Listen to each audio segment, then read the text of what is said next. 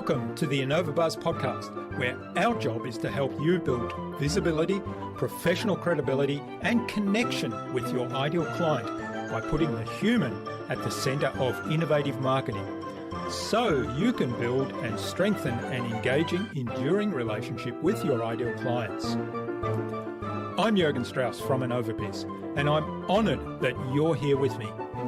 If you haven't joined our wonderful marketing transformation community yet, go to innovabiz.co and collect your free gift as well. Do subscribe to the show and also leave a review because it helps others find us. Let's get into today's masterclass on this InnovaBuzz podcast.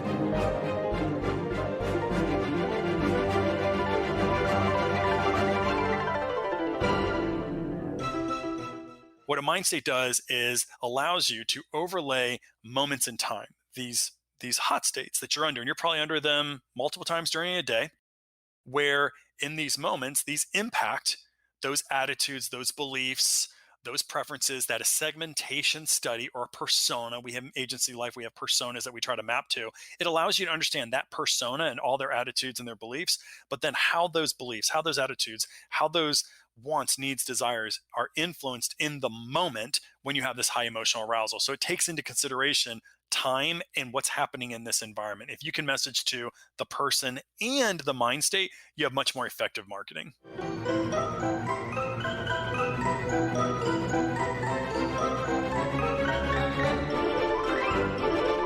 Welcome back. I hope you've had an awesome week so far.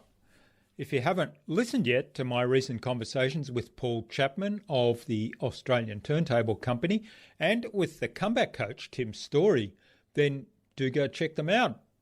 Only after you've listened to today's conversation, of course. I'm really excited today to have on the InnovaBuzz podcast as my guest, Will Leach. He's one of the world's leading experts on subconscious mind states, and he's the best-selling author of Marketing to Mindstates, a practical guide to applying behavioural design to research and marketing, and a behavioural design instructor at SMU's Cox School of Business and the Texas A&M Human Behaviour Lab. Will consults with today's most innovative brands and advertising agencies to increase the effectiveness of their marketing through behavioural science. Will is also the founder and CEO of TriggerPoint, a behavioural science-based research firm, and the Mindstate Group, which helps marketing professionals apply behavioural psychology through subconscious mind states to design marketing that gets customers to listen, to care, and to act. In our discussion today, Will talk to me about why an understanding of your ideal customer's emotions and behaviours is critical for good marketing. We talked about how time and context play a role in buying decisions, and we talked about how to find your one thing that makes you stand out. Without further ado, then let's fly into the hive and get the buzz from Will Leach.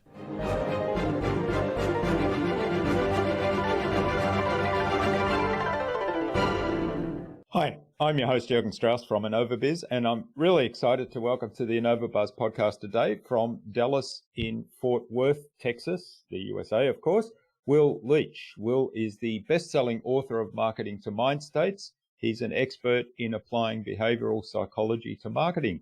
Welcome to the InnovaBuzz podcast, Will. It's a real privilege to have you as my guest. Jürgen, thank you for having me. I cannot wait to get into all things behavioral marketing.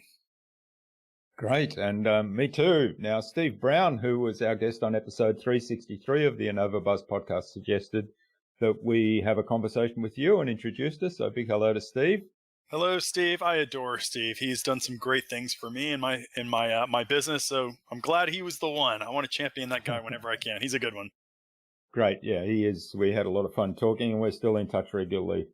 Now, I'm really keen to sort of dig into this whole idea of behavioral science and how it applies to marketing, and the idea of mind state marketing, which you describe as an innovative approach to developing behaviorally persuasive creative. And I'm guessing that creative means material or assets or whatever you need in your marketing marketing world. Now, before we get on to all of that and start to talk about some of the things you describe in the book, what drives you and how does that shape what you do today? Yeah, different times in my life, I've been driven by different things.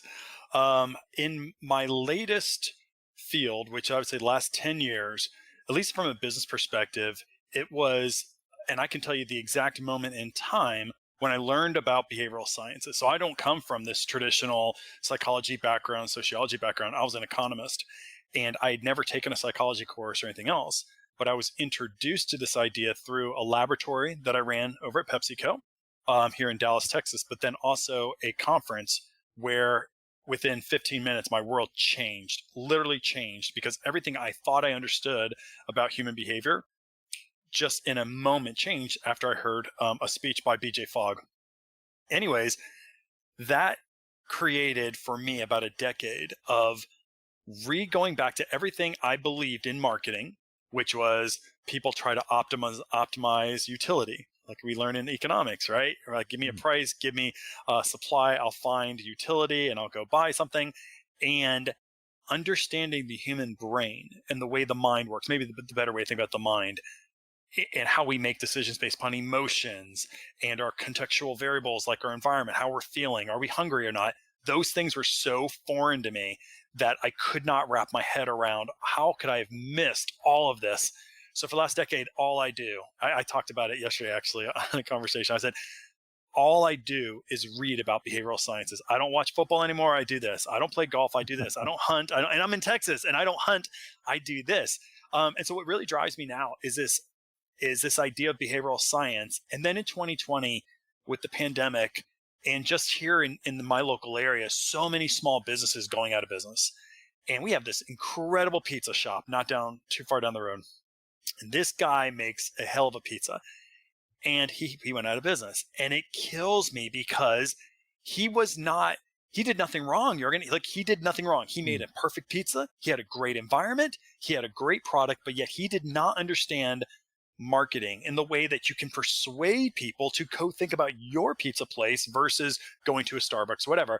That kills me. And behavioral science allows anybody now to do marketing that is optimized for their customers and just give them those incremental sales that would keep people in business. So right now, I've converted a large part of my company to small, medium business focus. My other company has always been focused on really big companies like PepsiCo, Johnson & Johnson, Merck, really big companies. I think now my passion is on small businesses, small, medium businesses, just trying to navigate this new world of complexity. And I think that's what keeps me up at night now, is trying to figure out a way to get this stuff into the hands of as many small businesses as possible, because I believe that our future, at least in the United States, a middle class will come from entrepreneurs. It won't be a manufacturing middle class. I think it'll be an entrepreneurial middle class. And if I get more entrepreneurs to actually be successful, it'll better society, better everything we need to do as a country. So that's what keeps me up at night. That's exciting stuff. That example of the pizza shop that went out of business, and the whole environment we find ourselves in now as we record this, which is the kind of we're starting to roll out vaccines across the world, but we're still in this pandemic. We're still suffering lockdowns in various places, and of course the economy is suffering. The idea, one of the things that I admire with what some businesses have done is going back and asking yourself the question, what is it I really provide people? And in the case of that pizza shop, if they're saying, well, I provide people with pizza because they like pizza, so my customers like pizza. Whereas if he had looked at it at a higher level and said, well, it's the experience or the feeling they get when they eat the pizza, and then how can I provide that experience in this new environment where they're not allowed to come into the shop or the restaurant? How do you see that kind of thinking playing out, and how does the marketing to mind state mentality, how do you apply that as a business owner? Yeah, it is the number one thing I think that every business, exactly what you just said, should do. So in chapter 4, I believe, of the book, we talk about goal theory and aspirational goals or higher order goals. And that's this idea that when people think about pizza, you ask them, hey, what are you looking for a pizza? They'll say things like, I want a good price. I want it to, I want to have a lot of variety in the menu. I want to have great cheese. They'll say these functional goals. And if you build your business around people's functional goals, you may have a nice business, but you have a business that could easily go out of business. Why? Because everybody provides good value, great tasting pizza. Yeah, you may have a different tomato sauce. That may differentiate you. In that book, I talk so much about aspirational goals, and just comes from, goal theory and this idea that we all have aspirations in life. And your pizza customers and our customers and your customers, all of our customers have aspirations in life. And in fact, we find that the majority of behaviors outside of a reflex action goes at least in part towards your aspiration. And if you don't understand the aspirations of your customers, then you will always innovate to the least common denominator, which would be a feature. I have great tasting pizza. I have good value. I have variety menu. So what I talk about in that book is you have to ladder, and that's what you just basically did. You ladder people. So why is it important for you to have a variety of on your menu? And why is it important for you to have great value? Well, then if you can ladder your customers, you say, if you ask them, why is that important? They may say, well, it's so that we can all agree that when we get to the table, we can all as a family agree with something to eat. Then you do it again. Why is that important to you? And if you can get that customer to say that one more time, I usually do it twice, then they may say something like, well, it's so in this crazy complex world, it allows my family for an hour to reconnect. And brother, if you're innovating your business around connection, I've just now expanded my sphere of influence, or my sphere of competition, away from just pizza places. I can now compete against all the Starbucks. I can compete against other places where people connect. And that's what you really want to do. You want to associate your company or your brand or your pizza place with that higher order goal, that aspiration. And when you do that, when that person feels a need to connect, and that could be in the morning. I may need to connect with my family in the morning. I feel like I'm just lost. The pizza place comes up to mind. So I'm not thinking about you when I need pizza. I'm thinking about when you need a moment of connection. That's the most important thing I think you can do, is just being associated with that higher order goal. And that's the first thing I do in the book, is try to get you to that higher order goal or aspiration. Yeah, well, that really resonated with me, that section, because you may have heard this story on some other podcast episodes, but I lived through the birth of the digital photography revolution in my early days, in my early professional career, because I landed a job at ACFA in the research department there. And as a young man who's been a hobby photographer all my life, I thought, wow, this is the dream job for me. This is a dream career. But of course, very quickly I saw the writing on the wall, and I saw the whole response and strategies that were missing there. And they didn't, they said, we'd just make better film. I remember that comment. That was the strategy. We'll just make better film. And it wasn't asking the question, what is the experience we're actually providing our customers? Yeah, good for you for recognizing that. So how many people haven't? We almost moved to Rochester, New York, because my wife got a she got a job in research to go work at Kodak. And we were close, but when we saw the temperature in Rochester, New York, we decided against it. But they were saying the same things back then. They were saying the same things. We're going to make, better cameras that print faster. And we weren't even aware of how the industry was changing. And so good for you for being aware and seeing it, because it's hard to do. It's because you get so into your world that's hard for you to figure out that the world's changing on you, All right. Well, there's kind of a fundamental question here around the whole philosophy of marketing to mind states and what you describe in the book. So let's start off with what do you define as a mind state? Yeah, so a mind state is a temporary moment of high emotional arousal. And what I like to think about a mind state is it's kind of when you're in a hot state. So I equate it to sometimes if you're in Las Vegas and you're gambling, or maybe you're at a wedding, you're at an incredibly great movie, and you lose time. And when you lose time, you're so engaged with a moment. In those moments, you're much more susceptible to influence, because you're using system one, non-conscious, emotional processing of information.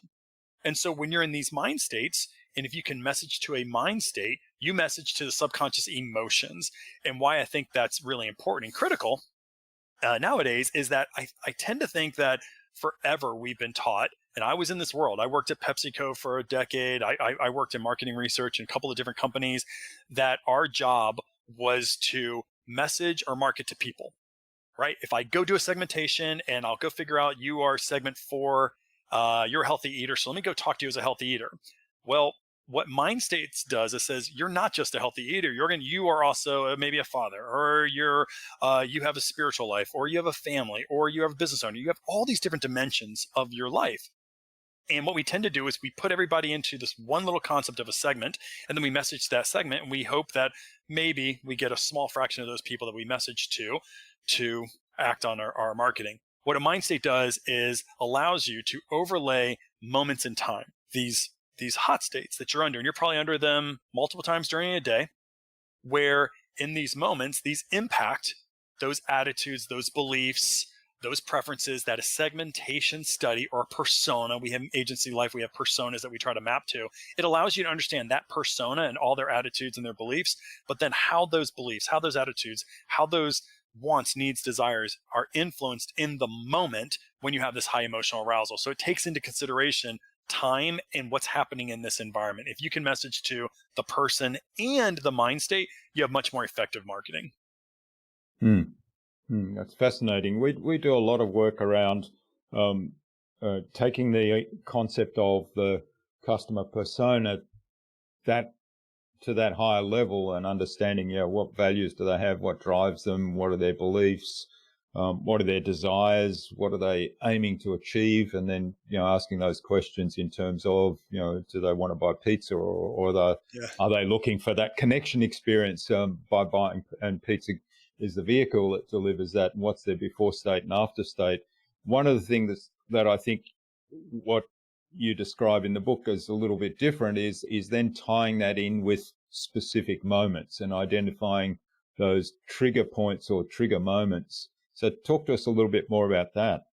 Yeah. So these trigger point moments, and I found this out doing marketing research at PepsiCo, and we had a laboratory. And in this laboratory, it was here in Dallas, Texas. It was about the size of a small grocery store, where I had neuroscientists on staff that were running through, copy testing and taste tests and concept tests and advertising testing. And so I was being exposed to the importance of time through the neuroscience side.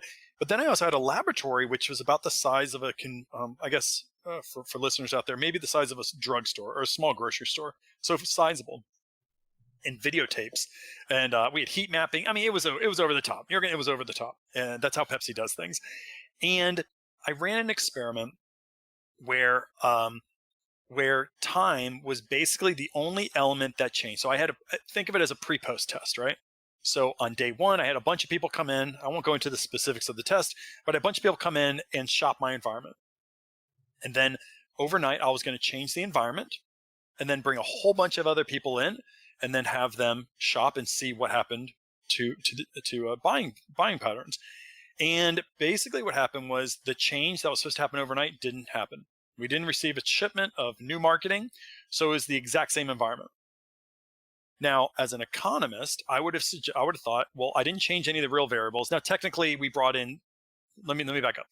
On day 2, we had people, we didn't change the environment. We had a new set of people come through, qualified to be very similar as the people on day 1, and totally drastic behaviors change, totally drastic differences in behaviors. As an economist, that's not supposed to happen. I controlled all my variables, except for maybe some of the people. And that sounds weird, but I mean, they were technically about the same segments, the same types of segments and personas that came in on day 1 as day 2. And what that kind of occurred to me was that what we found out, I was asked why that happened, and I didn't have a solution. I didn't know. As an economist, I had no idea. So I started reading about behavioral sciences, and we found out that on day 2, when shoppers came in to check into the store, we had a clerk who was filling in. And the way that she set up the scenario, and so she talked about basically, hey, here's what you're going to do. She gave more information and told people that they had to take the test quickly, because we're going to have a lot of people coming in the day. So she made time a new element, saying they have to hurry up and shop the store as quickly as possible. And by doing that, I started thinking about what impact would that have had if I told these people on day one, shop for as long as you want. And on day two, I said, you need to shop as fast as you can because we have a lot of people coming in and we can't be stalled. That was my first introduction of time, thinking about how important time is. And then, of course, as you get into neuroscience things, you know that, as you're testing, advertising neurologically, time is really critical. I mean, we can start getting neurological information at the well, not maybe not the millimeter or the millisecond, but we can get stuff certainly within half a second. And all of a sudden seeing how, advertising works at half a second increments, how it's working to whether it's hitting cognitive load or whatever, it makes you start realizing that moments in time matter a lot. So I wanted to start studying these moments in time.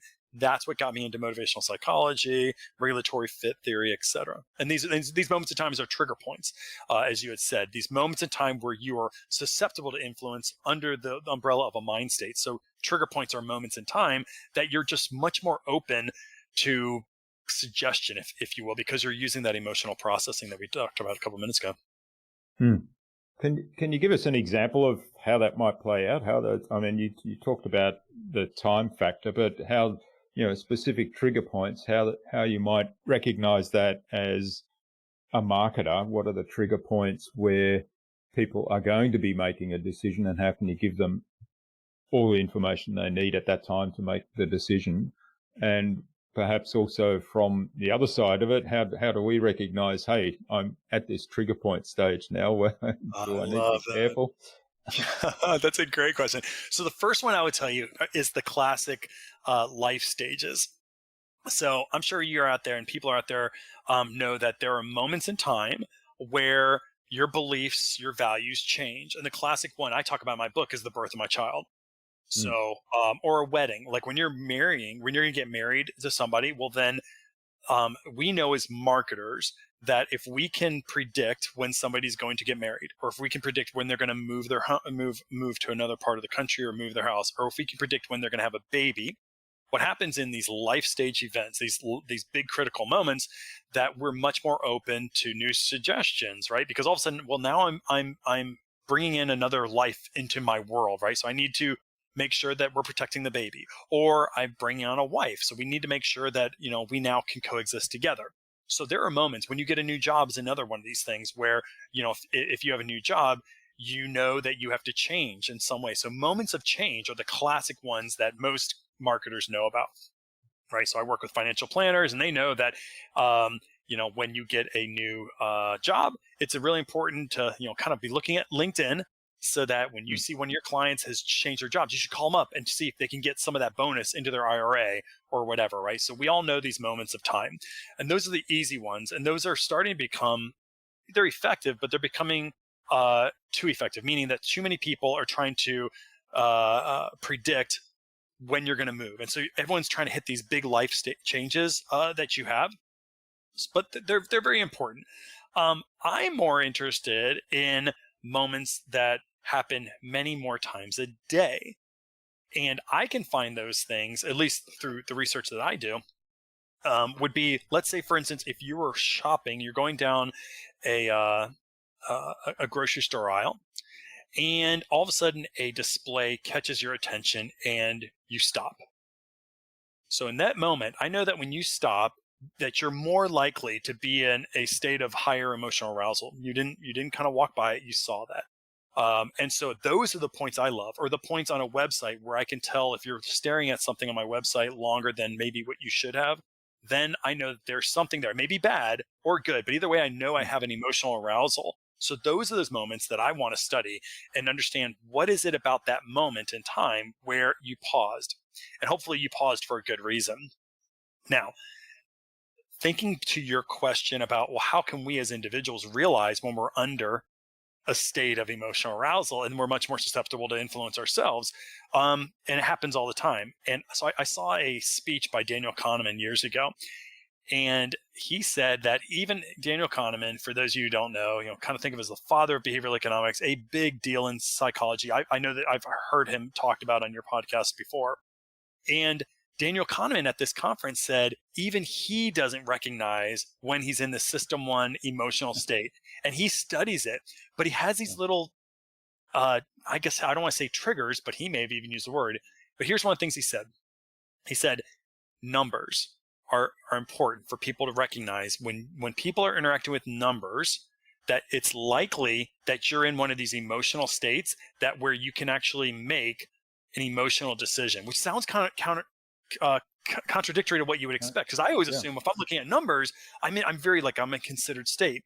He actually said the opposite. He said most people they look at numbers, and rather than going through the calculation, whether it's looking at price comparisons or whatever, he says most people use that system one, that emotional part of their brain, to make a very quick decisions, because actually calculating numbers is hard for many people. So here's what he does. He says when he sees numbers, this is like a Nobel Prize winning, psychologist. He says when he sees numbers, he's conditioned himself to pause, go, stop. And then he takes himself out of that emotional state and goes into this rational. So he says that he has to do kind of a trigger that he knows he needs to pause. So that's kind of an interesting way of thinking about it, where if you could figure out ways when whether it's a number or some other trigger that tells you to pause and take a moment, if you can figure that out, then you're going to be much less likely to be persuaded in a bad way, I guess is the best way, the way to guard yourself from it. Yeah, it's fascinating, and it is counterintuitive, but then there's a school of thought, and it may well come back to Kahneman, that says we decide on our emotions, and then we go into some sort of rational decision-making process whose sole purpose is to justify the emotional decision that we've already made, which usually is pretty quick. Yeah, I agree. So I'll follow Kahneman's advice. But the truth of the matter is, you probably don't know how often and how many times throughout the day that you're in these states. You probably notice the ramifications, whether it's on your credit card or something you purchased, or something that's great, but it's usually after the fact. And then, like you said, we probably post-rationalize a lot of those decisions. Say, well, that was great for me, or it worked to help the kid, or whatever. Yeah. All right. So, talk to me a little bit about you talk about the drivers of a purchase decision, and you talk about what triggers the behavior for somebody to decide to purchase something. So talk to me a little bit more about the true drivers of that purchase decision, because I think that's kind of really relevant in where we're going with. Yeah. So the reason why I even got here was because I was at PepsiCo and I was being asked to bring behavioral sciences into the organization. I was passionate. I fell in love with this science. I just kept reading as much as I could. And basically I found 4 different social sciences that I believe help me understand, and then when used properly, can actually influence behaviors outside of marketing. By the way, these are just social sciences. For me, the first one is goal theory. And we actually talked about this, and that we have these goals, and we have functional goals, that we have. I want value. I want something to taste great. Those things that you could rattle off very quickly. And then you have these aspirational goals. And goal theory would suggest that you're much more likely to go after your aspirational goals to get yourself to a better state. So understanding, I think of that honestly as the target of a behavior. Like whether you know it or not, every time you decide to make a decision, it is towards a goal, one way or another. Outside of a reflex, I think it's towards a goal. The second social science I started studying was motivational psychology, and that is the idea of emotional. I think of it as an engine almost. It's the emotional fuel that helps you go after your goal. So you and I can have goals all day long. Like I have goals every morning. I wake up with lots of goals, and I don't reach those goals all the time. You do it on January 1st, right? Why? It's not because your goals were bad. It's because you may have lacked sufficient motivational fuel to continue your focus on the goals. Then the third social science I started studying was regulatory fit theory. That's how Torrey Higgins worked out of Columbia. And he basically just looks at the world and says, hey, listen, if you want to kind of lower resistance to decision making, all you have to do is understand the way people approach it. And I'm going to simplify his brilliant work, and the best way I can is basically saying we either seek to maximize gains or we seek to minimize losses. And if you can frame up your features, your brand, in a way that tells people, hey, if you naturally seek to maximize gains, you should use my company because here are the good things that will happen to you if you use my company. Or you get other people who think that the best way to reach their goals is to minimize risk and loss. Then you say, hey, use my company. I'm going to help you avoid mistakes. So that is the third part of the model. And that's really just to lower resistance to marketing, usually in copy. And then the last part are heuristics, and which you would know from behavioral economics, Daniel Kahneman's work, which says that we have these shortcuts to decision making. And there's these intuitive shortcuts that you've learned over the course of your existence that helps decisions go faster and easier. And the classic one I use here in the States is scarcity effect. And scarcity effect is a cognitive heuristic or a bias that many people have that that say that you should value things that you believe are scarce in nature over other things. It doesn't have any rational reason oftentimes, but if something is scarce in nature, limited quantities, or or while supplies last, your brain assigns economic value or emotional value to that. Therefore, it seems more desirable. So the idea is that if I can understand those four things, what are your goals? What are you motivated from? And there's only 9 core motivations that we talk about in the book. I could argue there's 16 total, but I found that there's 9 that I see again and again.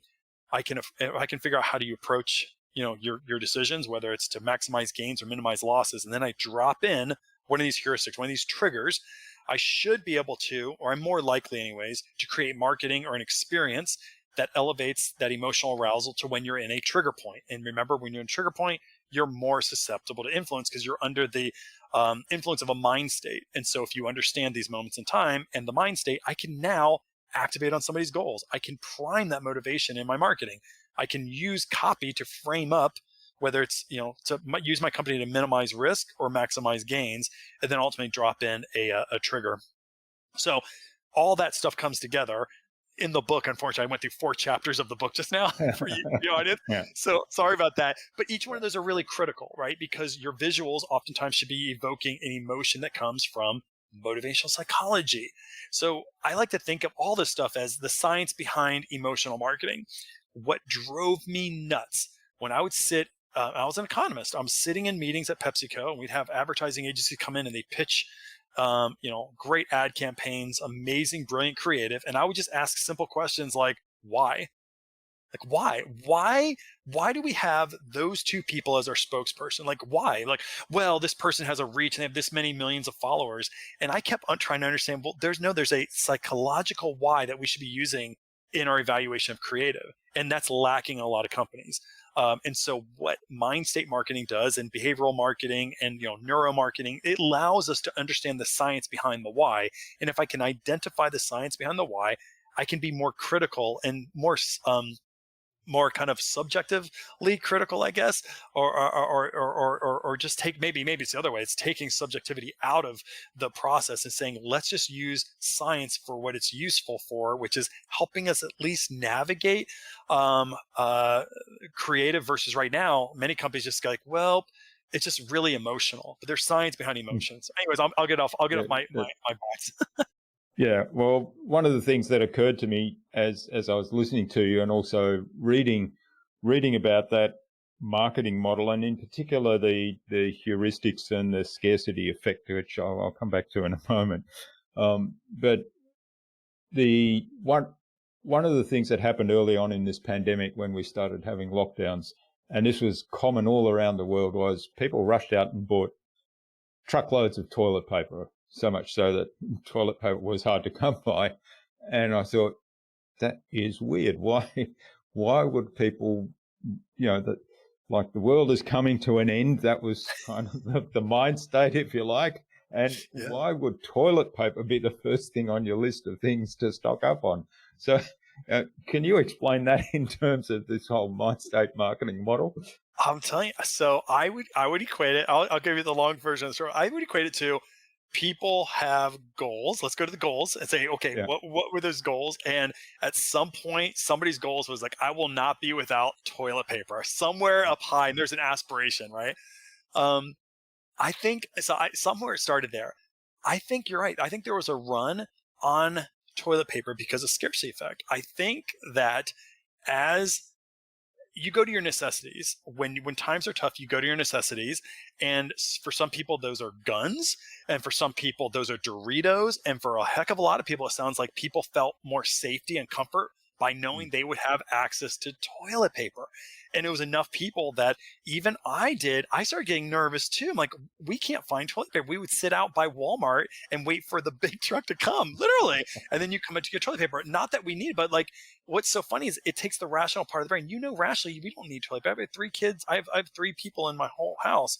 We have and we have a bidet, so we don't even need toilet paper. Yeah. But we were there. Why? Because if you have it, I won't, and that's scary.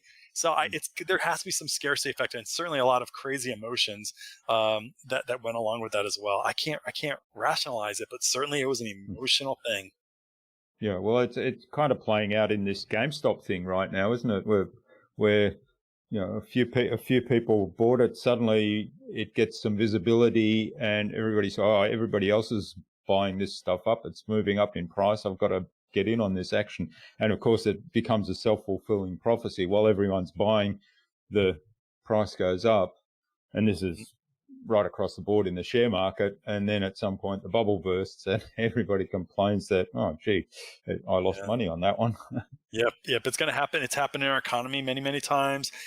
We had one down in Texas about 4 years ago where there was a rumor on Facebook that a offshore drill or oil rig, I guess is what they are, was no longer going to produce gas for Texas. You know how stupid of an idea that is? You're not going to produce gas for the state of Texas, but it hit on social media.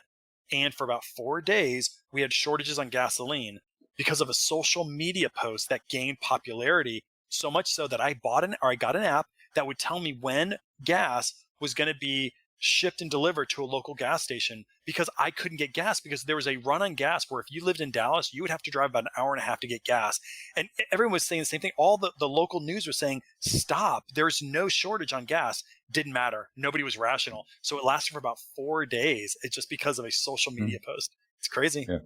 Yeah. Well, I did want to touch on the use of scarcity by marketers, and it's something that I really have a bit of a hate relationship with. And I've got a classic example at the moment, and this has been going on for nearly 8 months now. So about 8 months ago, I signed up for this investment newsletter, and it's a free investment newsletter. But how they do it, they say, here's the hot stocks right now, but if you want all the details and all the background information, you have to subscribe. And the subscription costs this much. And, oh, by the way, if you subscribe by the end of the month, we'll give you the second year for free. So you get 2 years for the price of one. And I was seriously considering that. And for some reason, I missed the deadline. And then I get another newsletter a month later, and there's the same offer, just worded a little bit differently, but basically the same offer. So they've essentially trained me now to realize, and now 8 months later, I'm still getting the same offer for, get the second year for free, but it's only available until the end of this week or the end of this month. And I think they're playing that scarcity game, but clearly it's so disingenuous. And the result is that I haven't yet purchased that subscription, and I may never purchase that subscription because I know I can delay it. It's always going to be there for me. Mm-hmm. No, and so I'll tell you, that's not unusual. It's overplayed a lot. And even the largest manufacturers in the world have been doing it for decades. Imagine a coupon. So coupon for cereals, coupon for snacks. The savviest shoppers realize that there will always be a coupon available for your snacks or your cereal. Always. There always is. Because what happens is they realize that when they do scarcity effect, or they'll say, well, here, they'll drop a coupon, and they'll say this coupon is only available for this many days. They get a spike in sales. And then what happens is when those sales are coming down, some executive somewhere says, we need to drop another coupon because we got to keep our sales going up. What do? They do it in. So what they've done is they've conditioned people to always know that there's scarcity in the marketplace. So there's going to be a coupon. Therefore, no coupons work because all coupons are the same. I will always get my dollar off of my cereal. So it's played out for many, many decades. You're just savvy enough to realize that you're the savvy shopper. You figured it out. The vast majority of people never figure this out, and they just don't. And so, unfortunately, it's overused. And I think scarcity effect is one. Social proof is similar. This idea that if you tell people thousands of people have signed up for my newsletter, that's becoming so overused now too, that doesn't mean a whole lot anymore. To people. And we're starting to seeing little by little, I think scarcity effect and social proof as a trigger to drive somebody to, make a quick decision is becoming less and less meaningful. Why? Because everybody uses it. So you as a customer, or you as a business owner need to figure out one of the other ones. And there's a whole bunch of these out there. I mean, I have 21 in my book. There's others that have 121, but it's universal, and they're being used too often. Why? Because these things are becoming more popular. We're having podcasts like this all the time talking about, which is one we use, scarcity effect. Why? Because everyone uses it. Yep, that's right. Okay, now we're all about making marketing human again here, and that's based on the premise that, the relationship with the customer, I think, is most fundamental to having good long-term business relationships, and helping our customers get their desired results. So looking at the goals is really important to us. So the marketing isn't done when the sale's finished, because the person hasn't yet necessarily achieved their goal. That's right. So yeah, how does that whole concept of focusing on that relationship first and keeping that connection, that commitment to helping the customer achieve the goal, how does that play into your whole model of the Mindstate marketing? Well, I think I had to, as a small business, when I was thinking about how, so the book Marketing Mindstates is nice, but that's not really the big part of my company. The real big part of the company is, helping small businesses achieve more consistent growth. That they can kind of rely on better marketers by using these things. So what I had to do early on is say, okay, so what do I want to stand as a small business? And as I said, last year changed my life with seeing so many small businesses, leaving.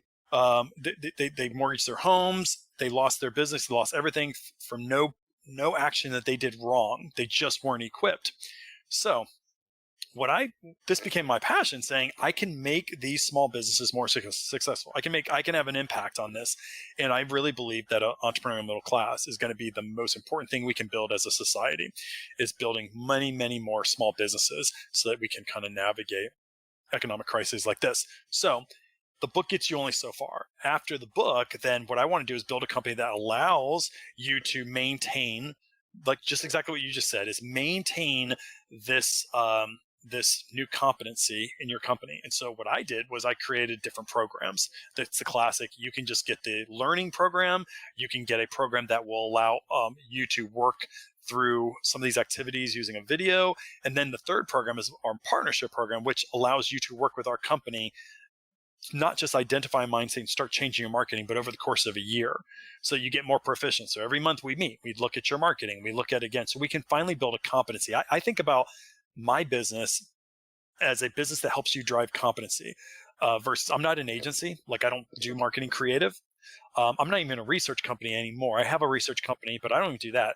I think my job with the Mindstate Group is to build a competency. And some people can get it from just the book. Other people need a little help and they do the videos.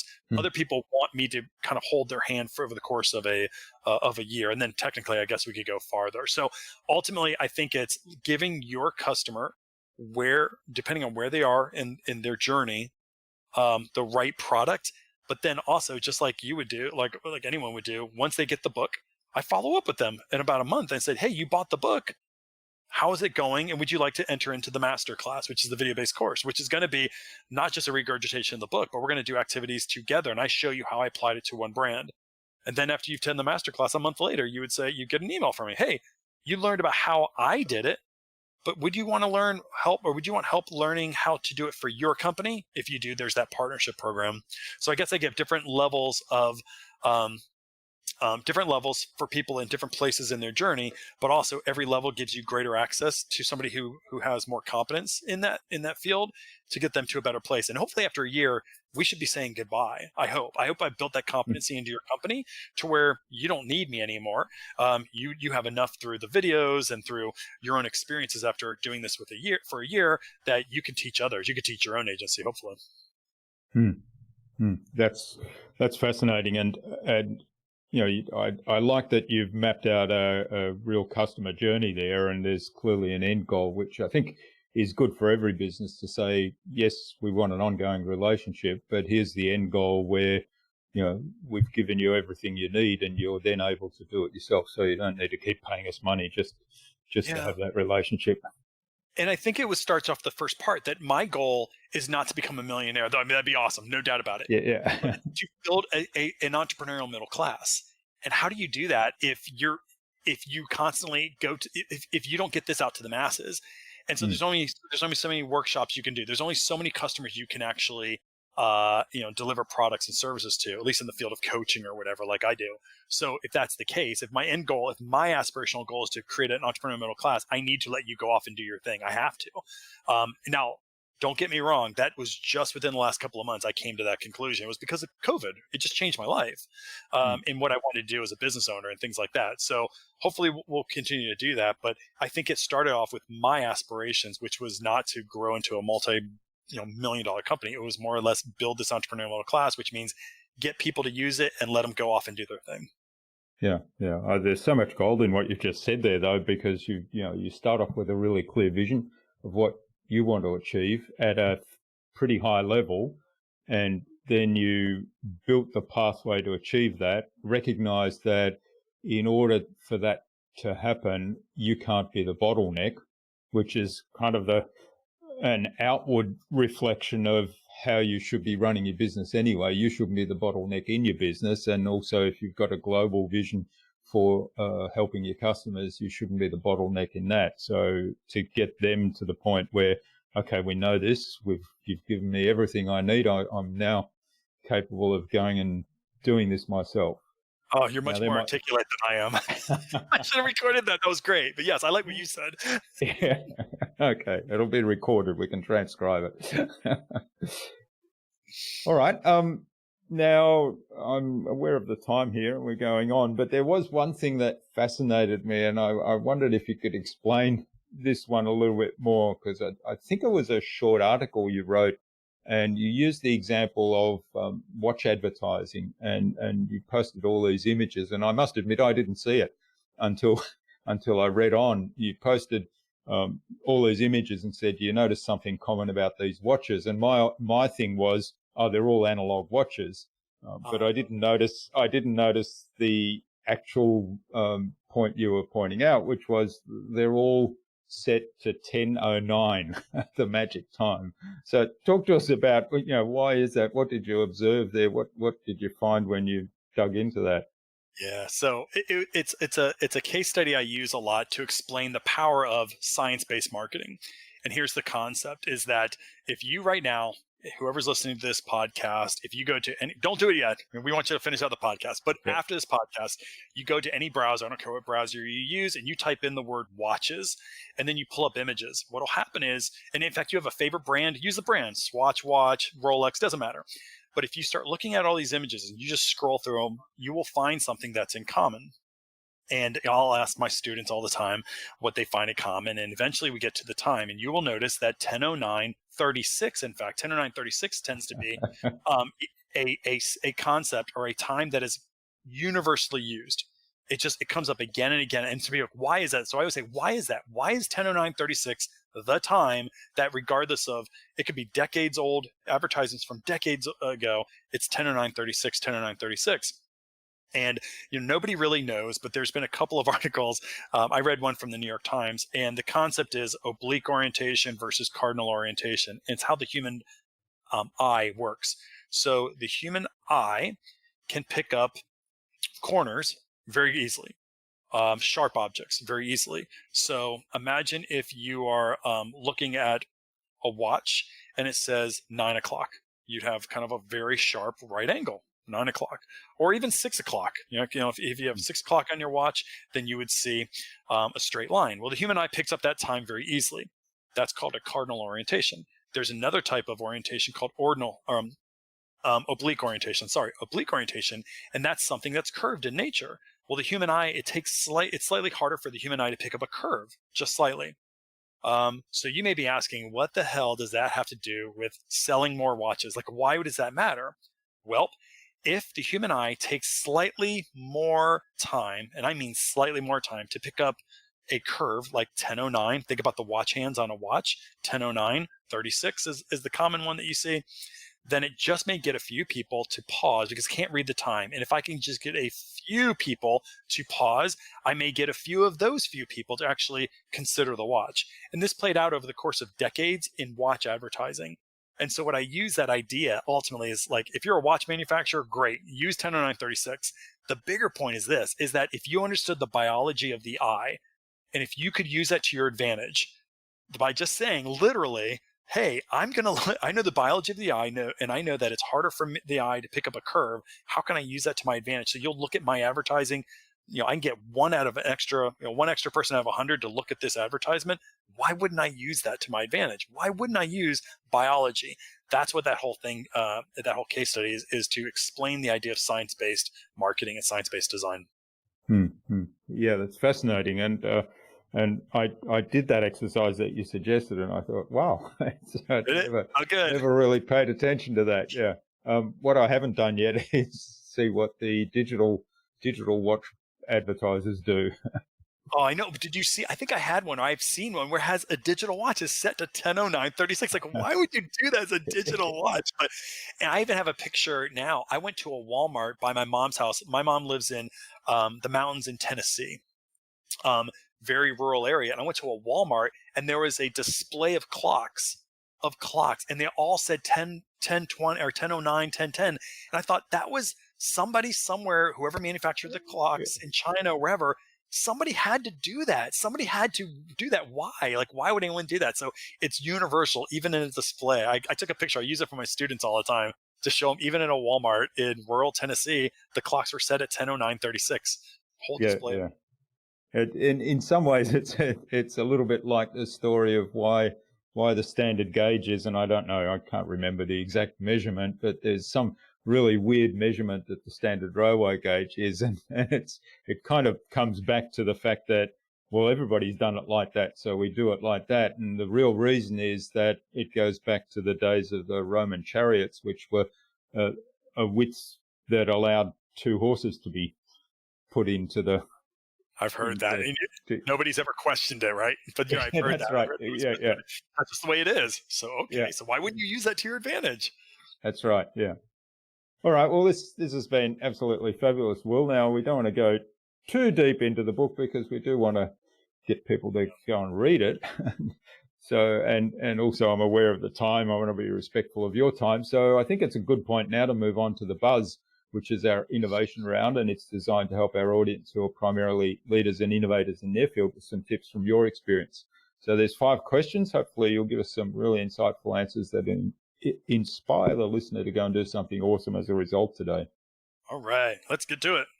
Yep. So what's the number one thing you think anyone needs to do to be more innovative? I think that the number one thing you could do is to realize that there are very few absolute truths anymore. And here's what I mean by that. I have an economics book behind me that was written in 1917, and it's next to a marketing book that was written in 1917 with a science book that was written in 1917. And in those 3 books, they speak to their world as scientific evidence. Like it was fact. And the fact of the matter is, we now know that science has changed dramatically, marketing has changed dramatically, economics has changed dramatically. And I use that a lot. I just look at it back here to remind myself that there are very few absolute truths in this world. And for you to be most innovative, you have to figure out for yourself that whatever it is that you've heard in the past that you believe is fundamentally true, chances are 2 generations from now, they will laugh at you for thinking that.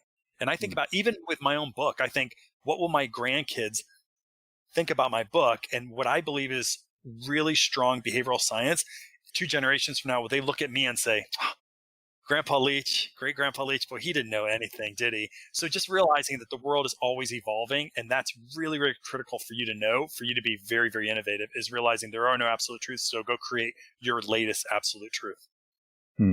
Yeah, I love that. And it's kind of comes back to, really questioning, using that question why that we talked about early in the piece, and challenging things. Why is that the case? And what if it wasn't? like that. I Or love what if that. What if it wasn't? I don't use that mm, enough. What if it wasn't? That's a great one because I don't think mm, about that way, but that's brilliant right there. Is what if it wasn't the truth?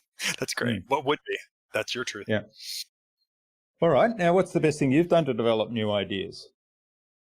I'll go back to what I did with the model, and it took me a decade almost to build out that model. What I took a very deliberate approach to, I would read a book and then I would read or maybe an article. So I would do a ton of reading and then I would take those two and literally try to figure out the bridge between two articles or two books or a book and an article. But I was very deliberate in doing that. I wasn't just like, what do I think? I was like, how do these things relate? What is the bridge? And what I found is that, especially in one genre, so I'm in the behavioral science field, right? So I was studying motivational psychology and regulatory fit theory and cultural anthropology. And by being deliberate and trying to figure out how do these things relate, I would find one or two things. One is we speak about the same topics using different words. And I think that was how I was able to develop new ideas, is find relationships because of it. They're saying something over here in culture anthropology that they're saying over here in neuromarketing, and they're very similar topics.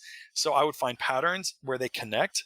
And then also I would find things where I would look at an article. This does nothing for me. This has nothing to do with this other with this other genre. And what that did for me was help me bring in different perspectives to create my version. In this case, was a model. And so I was being very deliberate. And you'll see I have lots of books over here all over my office where I will talk about how this relates to a specific book. And that was just because I forced relationships. I tried to force them. And if I couldn't find a relationship, and that was learning in and of itself. So for me, the best thing I've done is force myself to find connections between different books, different articles. And when I do that, I find that collectively, that whole process allows me to become much more smarter in the topic. I love that. Well, that's a really interesting way to read It's not things, easy. and yeah, well, it's connecting the dots, which I think is a really important skill to have, and it comes back to your answer to question one, where you talked about things changing all the time, and here you're finding the commonalities between ideas that people publish in books or articles, where they may be completely different ideas on the surface, but they're actually saying the same thing about a different area. So if you change the context, all of a sudden, that applies. So I love that, because then it develops the ability, in my mind, it develops the ability to say, okay, here's something that I can't connect a dot to something else, but if I change the context of this, here's how I could express it in this I new love it. context. I love it. Great. All right. Now, what's a favorite resource of yours you use most often? You talked about reading lots of books and articles. Yep. I still use Google Scholar all the time. And if you don't know about Google Scholar, like anybody out there, when somebody poses a question to you, the first thing I do is go to Google Scholar and I just type in that question. And you will find that there are PhD students all over the world who are thinking about something much more in depth than you are. So I use Google Scholar. It's so old school, but I still bring up old academic articles and try to figure out what people, and of course, in every academic article, most of the time they have to do some sort of a lit review. So PhD student has done a lot of the work for you. So Google Scholar, I still use to this day all the time. I love it. Yeah, I haven't used it for some time. I'm going to go and visit it again. But yeah, you're right, because going back to my days in publishing research, you've got to put down reference all the information that you used in that or that you quote in that. And so typically an article will have 100 references or more. That's right. I still use it to this day. It's the first thing I do. Great. All right. Now, what's the best way to keep a client on track? Yeah, I go back to, we do this in some of the programs, one is I try to set the compelling vision. Like if you want your client to be kept on track, it's not about timelines as much as it is like a compelling vision that everybody can agree upon. So I try to set a compelling vision first. And then what I found out actually last year was that even with that compelling vision, if you have a copywriter in a room, next to a salesperson in the room, next to a marketer in the room, next to somebody who's in product innovation in the room, everyone has a compelling vision, but they have their interpretation of that compelling vision. And I didn't realize how that can actually make everyone walks away from that meeting with what they believe is their assignment and their role. And then they come back together and we find out, oh my gosh, one of these people went in a direction I never would have thought they would have gone into, and it cost us time.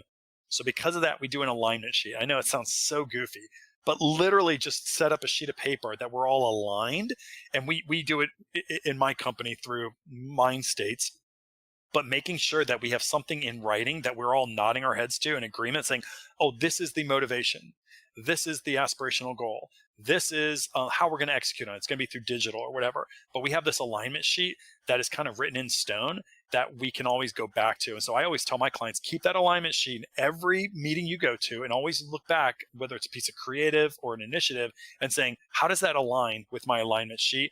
And even to this day, we find 10 to 20% of initiatives or they'll come back to the group and they'll say, oh, it doesn't actually align with what we all agreed upon. So I use literally a piece of paper that aligns us. So that's my way of keeping the client on track, as an alignment sheet.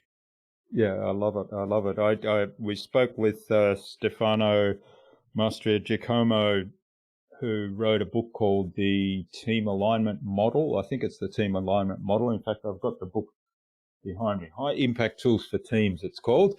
And he has this alignment sheet that is really good. It's really powerful, and it kind of goes to the detail of laying out who does what within the team, and it has this process for then saying, well, what if X happens that perhaps we don't expect, and so you develop. It's kind of like some scenario planning as well. Wow.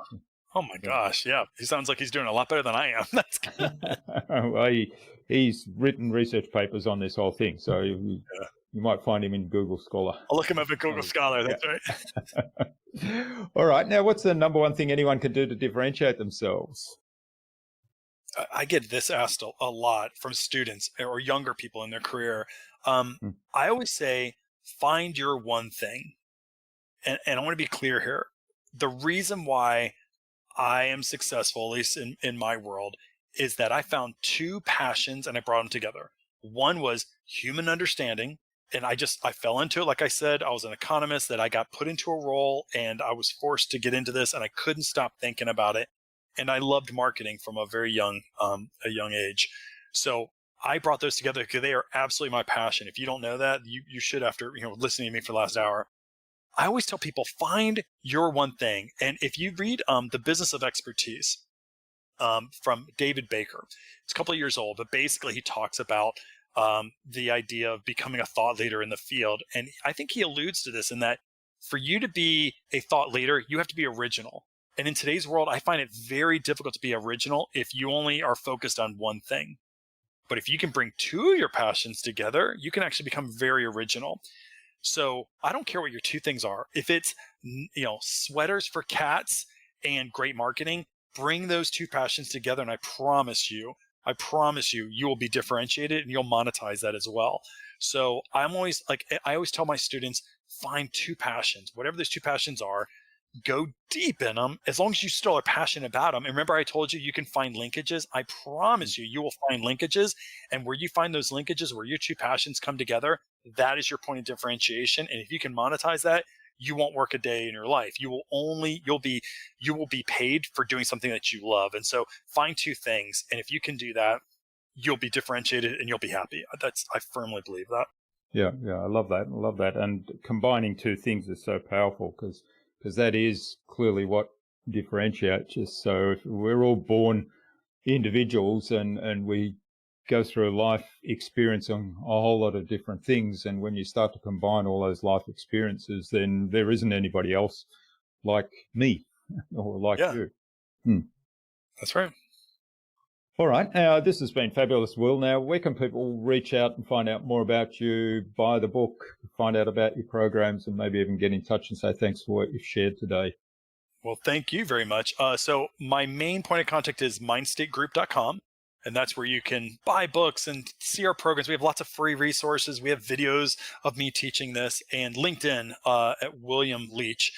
You'll see author, Mindstate Marketing, but I do a lot of work with LinkedIn. And so some of my early publications go to LinkedIn. I post out there all the time. So either my website, mindstategroup.com, or LinkedIn. Those are the two places you can find me most. Great. And we'll have links in the show notes where people can click straight through as well. Oh, great. Now, do you have some parting advice for our listeners today? Yeah, I'm going to leave you with that whole differentiation thing. I think the reason why people are successful is that they found a way to marry their passions, whatever those passions are. They don't have to be business. They can be many different passions.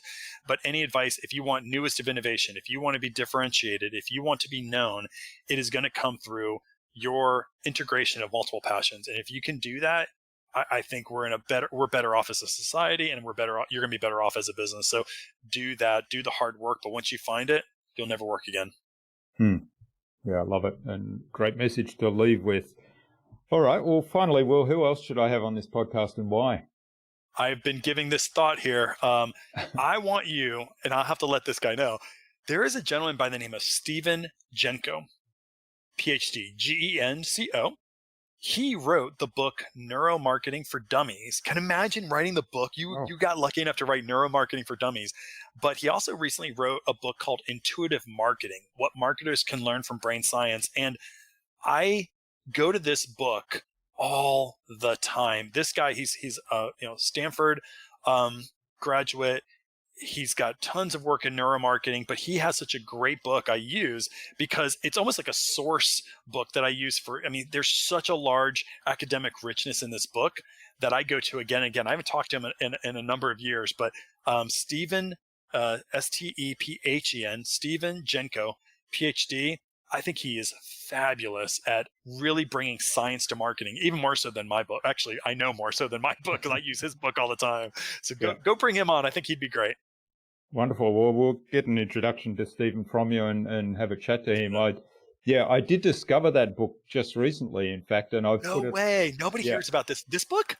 Oh, that's awesome. I came across it and I thought, I'm going to have to bookmark that. So that'll be one of my next purchases, and it's on my reading list. So yeah, that'll be great. I think he is one of the smartest people in science-based marketing that you've never heard of. He's just a kind of a quiet guy, but he writes amazing stuff. It's academically heady, but once you get to it, you're like, wow, this guy's really sharp. So that's great. I've never heard anybody ever reading this book, so good for you. Hopefully you'll read it. Yeah. All right. Well, thanks so much for sharing your time and your insights with us, Will, today so generously. I've really enjoyed this. I've had a lot of fun. We could go on talking ages about marketing and behavior. There's a lot of areas that we didn't touch on that I had some bullet points there. And of course, there's a lot more in the book. So I certainly encourage people to go and read the book, Marketing to Mindstates, and lots of great information there, lots of fabulous ideas. So thanks for sharing some of your deeper insights into that with us today, and all the best for the future. And let's keep in touch. We will. Hey, thank you so much for having me. I appreciate you.